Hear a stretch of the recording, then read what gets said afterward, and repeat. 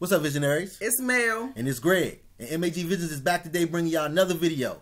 Now, today's video, we got a recap of last night's episode of The Walking Dead.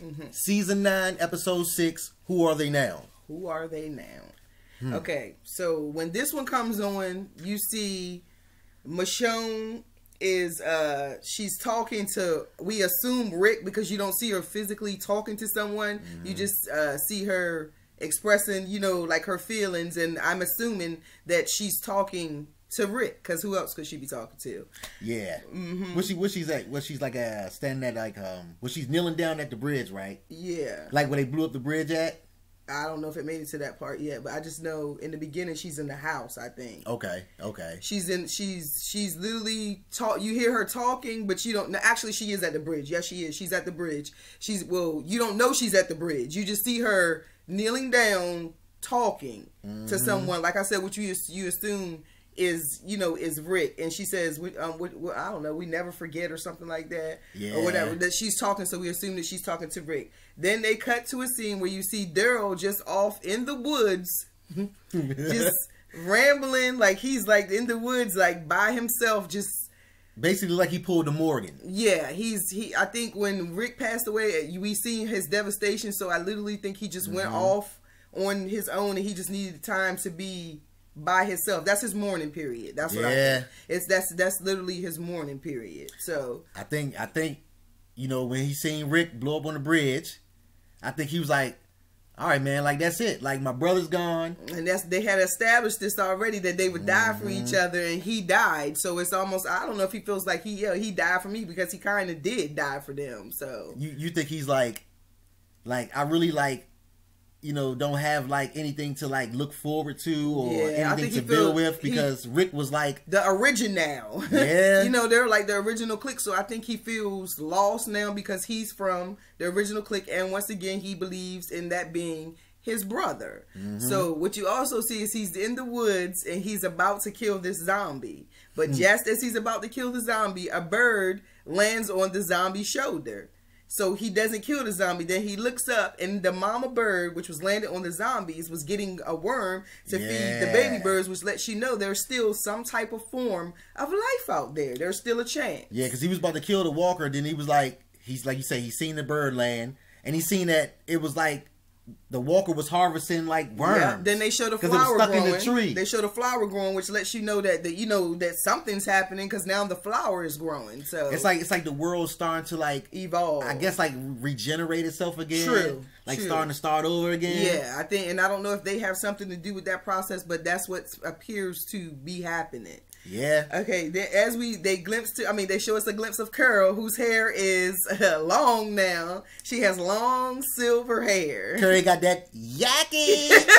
She got that yaki 10A up in there now. Look, long. I mean, like, look, we seen them like, hold up. How's he go from the Tony Braxton to like the Sierra now? Like, you know, and I don't even know if we addressed that part, but this is literally supposed to be like 6 years later. 6 years later. It's 6 years later. So that's why Judith is as old as she is. So, okay, let me say we see her hair is long, and like I said, you see the flower growing, and then you see when Michonne is talking, like he said in the beginning, Michonne is talking, they glimpse over and let you see that she's literally talking to the site where Rick got blown up. So she is talking to Rick at the blown up site, because you know, they all feel like he's dead, and everybody else thinks he's dead. Nobody knows he's alive, but us viewers, I guess. Yeah, they never found his body. Remember? They never found his body. So it's like the bridge is like his memorial. Yeah, and then think about it. If he blew up, I don't think they're going to go out there and look for pieces of a body, because they think he blew up. So they're not looking for pieces of the body. So it said the next part happens is Judith, she runs up with the people. Judith got a lover. She's totally her father. She wants to help everybody. She's Carl. She's Rick. She's like all wrapped in one. Yeah. She's a little feisty little like. Yeah, she is. So she's talking to the people and said, we gotta take them back to camp. They got somebody that is, you know, that is hurt. And then she says to the people, we have a beautiful place to live. We have, you know, as they're like Judith. Like, shh, don't tell them all of that. You don't want them to know, like, this is how we got in the predicament so many times. Tell the truth by them inviting outsiders who they don't know on the inside too quickly. So they try to get her to hush up. Anyway, you see them doing sign language, so we know that there's like a deaf person in the clique, because you see them, you know, doing the sign language to each other about what's going on. So Judith says, if you don't take them back, then I'm not going back either. So they were like, oh man, goodness. gather them up, come on, let's go. Know. So they all went back to the village. Then it cuts to the scene where you see Carol and Henry together. Henry is a teenager now. Henry is a teenager. And he calls Ezekiel dad. Dad. And he calls Carol mom. It is the cutest. When we seen that, it just filled my heart with so much joy because it was so exciting. Hey, it's like, I mean, basically King Zeke is his father for real. And he really was from the beginning. Like ever since he's been like a small child, he was, I mean, not small child. Ever since his brother got killed. Yeah. And well, before that, he was already schooling him and, you know, developing him into a young man. Yep. So they hear like a boom, but they go to the boiler room, and when they go to the boiler room, they notice that what is it? The water is like seeping out. It's like the water pressure. Yeah. Something happened with the pipe. The pipe bust, so it's like lowering the water pressure. So they run down there and see what's happening with Henry. Henry is basically like, get out of here, a boiler room technician. Like, yeah, he's like, get out of here, I got it. And she's like, you know, no, like, you know, Carol's like the overprotective mom, like, cause that's her boy, you know what I mean? So they go down there and say, then they go back to the scene where they're bringing the people back into Alexandria. They're coming through the gates. So when they're coming through the when they come through the gates, I have to pause this for a minute. Hold on. So when they get to the gate, they bring the people back, and Judith tells them they're going to be safe there. So they believe her. But then everybody starts coming up. Like, who are these people? Yeah, who are these people? We don't trust these people. The only one that literally trusts them is Judith. Is Judith. She's the only one that trusts them. She, like you said, you know Judith is always like, she goes up with what Rick used to say, you know, give the people a chance before we decide on what we're going to do with them or not. Don't just let them go out to the world. Yeah. We got medicine here. We got food here. But you don't want everybody to know that. You don't want them to know if they know everything, then there's nothing left for them to wonder about. Like, you know. But you also see that Gracie is now a little taller. She's a little taller. He says, go back over there, Gracie. So she's a toddler now. So we also see that they kept her, they got her from I think they got it from the sanctuary. Yeah, the sanctuary. When they killed that dude, when Rick killed that guy from the that was in the room when she was in a little was that her little bed? Yeah, her little crib. She was in her little crib. Yeah. So then you see Michonne come up and she eyeballs everybody. She don't, and you know, Rick done died. Everything that happened, she's not trusting any new people. Okay. Straight savage. So she eyes them up and down like, you know, no, this is not going to work. And then they basically all agree to go to council the following day. But you see, everyone basically listened to Michonne because Michonne is head of security now, which is like amazing. Yeah, it should have always been like that anyway. Some of these other places. So when she comes through the gate, like you say, she looks everybody up and down, and she's going to have a problem. I think she's going to have a problem with that one girl that has the tattoo. Well, I did. What? At first, I did think and she was a problem. Because, like, the way she looked at her, like, she looked at Michonne like, okay, everybody listens to her, like, what are they listening to her for? Like, but what the girl say? I want to do what I want to do, basically. Like, I want to do what I want to do. But the rest of her crew is basically telling her, just chill. This is a nice place. Maybe they'll let us stay. You messed it up for us. Because when they asked them to release, do they have any weapons? All their weapons and stuff. Everybody was honest. And Michonne, you know, Michonne don't play. When they went in front of council, Michonne noticed that she had a jail tag. And she said that she used to be a teacher. If I'm not mistaken, what she said, she was a music teacher? She said she was a waitress at a truck stop. Okay, a waitress at a truck stop. So she said, where did you get that tat if you were a waitress at a truck stop? So what you say? The four dots mean the wall. Right. And the one dot in the middle means her. So basically, she's a prisoner, which doesn't mean she's a bad person. No, but what it means is why didn't you tell us about this? Literally, it wasn't that she went to prison that Michonne was tripping about. She was tripping about that. Why did you hold that as a secret when you could have just volunteered the information that you were in prison? Especially the way the world is, like right now, it's like, why would you lie about something like that? It doesn't matter. Jail, police, none of that really matters right now. So you basically have a clean slate to start over. So why lie about it? So that's why Michonne doesn't trust her. That is true. Then they cut to a scene where you see Father Gabriel trying to mess with this what you call it, walkie-talkie system, CD system, and he's trying to get it to work. My own opinion was he's still trying to get in touch with what's her name? Jadis. With Jadis. He's still trying to find her. I know he said there's people out there, but the person that I think he's particularly specifically talking about is Jadis. Like, I don't really, I mean, not saying that he's not looking for other people that need help. I think he's looking for her. Yeah, but at the same time, though, then we see a little glimpse. I say, hold on, what's going on here? You see what? Rosita come in the room. She's talking to her. She's already there. Yeah, she's already there. They're talking about who's going to go out to look for these, you know, people that might be out there that might need help. So Father Gabriel was going to go at first. She says, no, you stay here. So he says, okay, but then what happens? Rosita walks up to this fool. And she gives him a kiss. He getting all the play in the cast. I'm like, Father Gabriel. Jadis. Then Rosita. Well, you gotta think. It has been 6 years.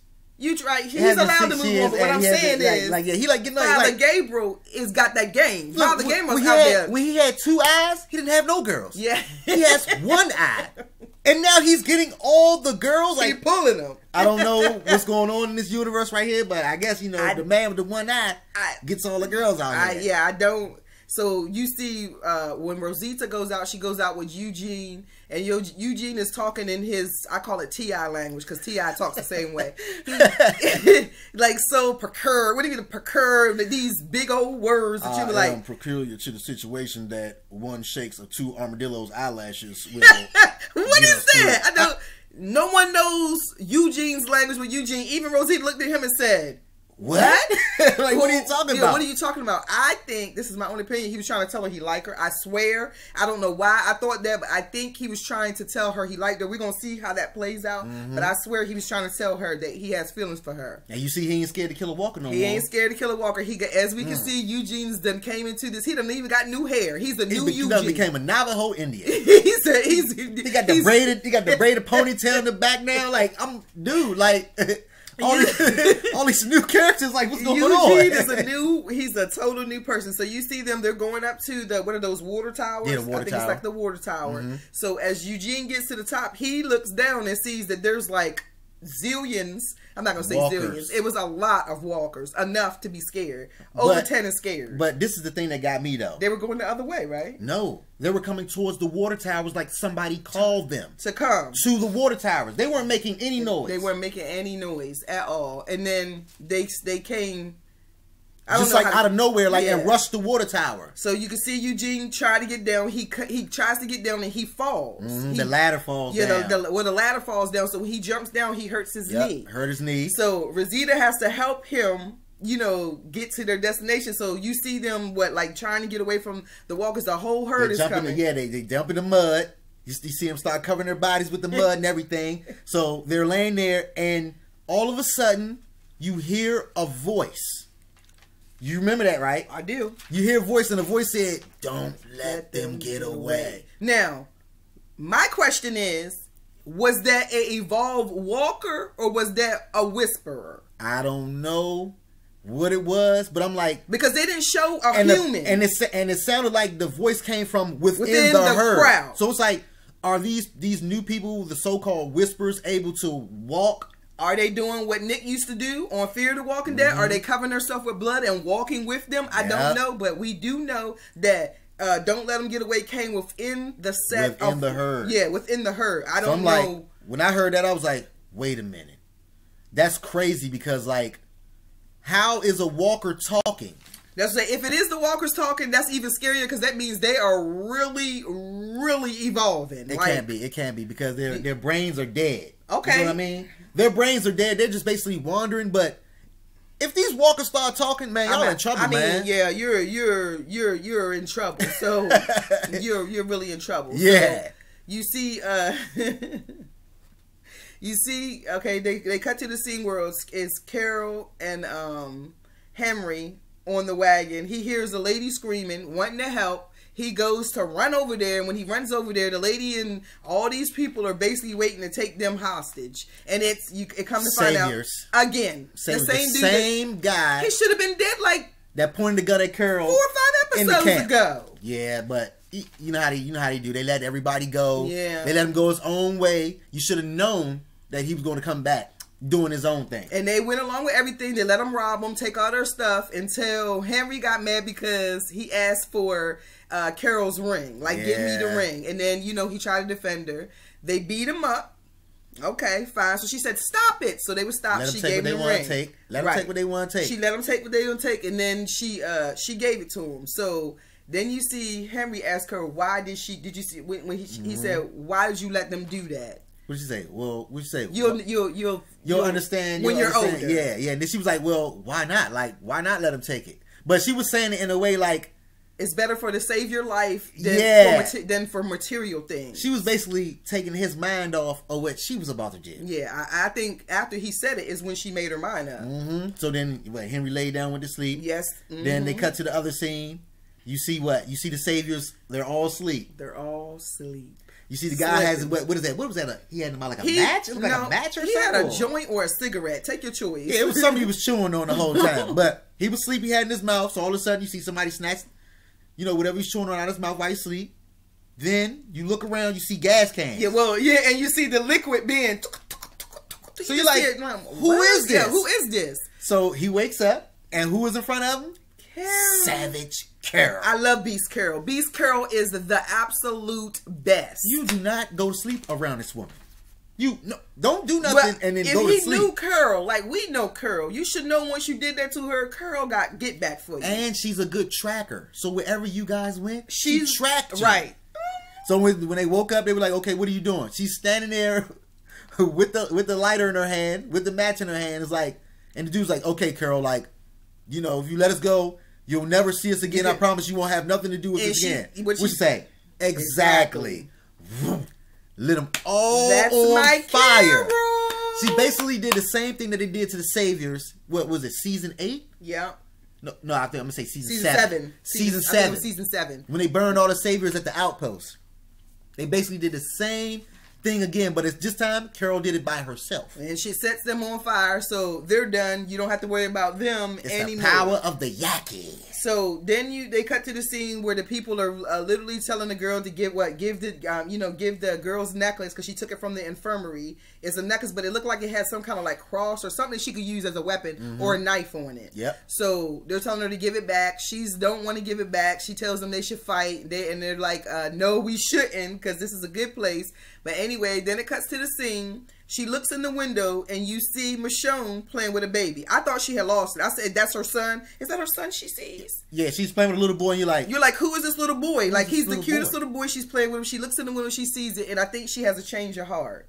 Like, instead of girl. She went there to kill Michonne. That was my own opinion. She went there to kill her, but when she seen her playing with the baby, which I'm like, who is that baby? I think she had a change of heart, so she knocks on the door and she hands Michonne the knife. So then when they do their talk, and she basically, I think she's in submission form now. Like, I think she's like, okay, like let me let it go. It's because like the reason why Michonne is like that because she has kids. Because she has kids. And if you would be like that too in that world too. And that's what she said. I see what you're protecting, so I totally understand where you're coming from. So when she closes the door, we see little Judith on the step with that gun, her daddy gun, because she's there to protect her mama. What'd she say? What are you doing there? She said, I thought I was supposed to be the one protecting you. And Judith is sitting on the step with look like the faux. She got her daddy gun. Ready to let one go, boy. Judith, I'm telling you, Judith is going to be an absolute beast. I already know that. She's going to be a beast through this. So she lets Michonne know that she hears her talking to Rick. So we see the baby come in, and basically it's explained that's her and Rick's baby. His name is Isaiah. That was crazy. When I seen that, I was like, so Michonne was pregnant.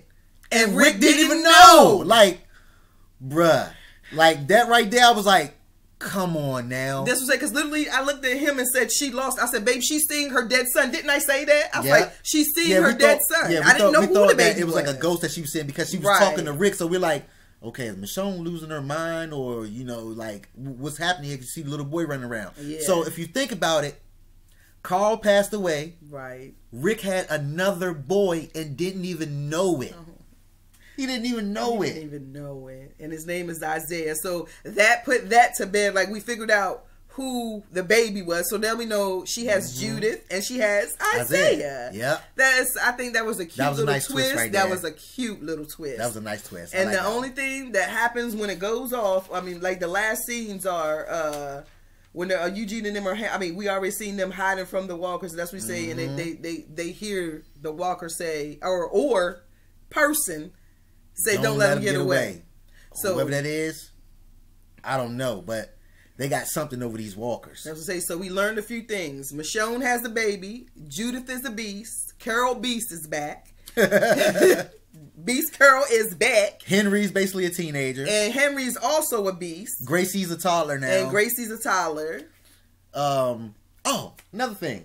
When Carol and Henry were riding through the woods, who did they run into? Daryl. She said, "Hey, old friend, you need a ride?" Yeah, you need a ride. So I think he's going to join his way back into the Alexander community. And we also seen they didn't let the people stay, but she was going to try to get them in with Maggie at the Hilltop. At Hilltop. So she still looked out for them. So they still going to have a place to stay. Right. So I don't know, man. I'm anxious to see what's going to happen with these next 2 episodes that's coming up, because these are the last 2 episodes. I think before their winter break. I know their break is coming up soon. I'm not exactly sure when their break, but I have a feel when it's around the holidays, I remember they take a break. Yeah, and they come back like in February or something like that. So yeah, we're gonna see. That's where they went with that episode for last night. But thank y'all for joining us for this video. Remember to like and subscribe and leave y'all comments down below. And thank you guys. We out. And happy Veterans Day. Yeah, vets.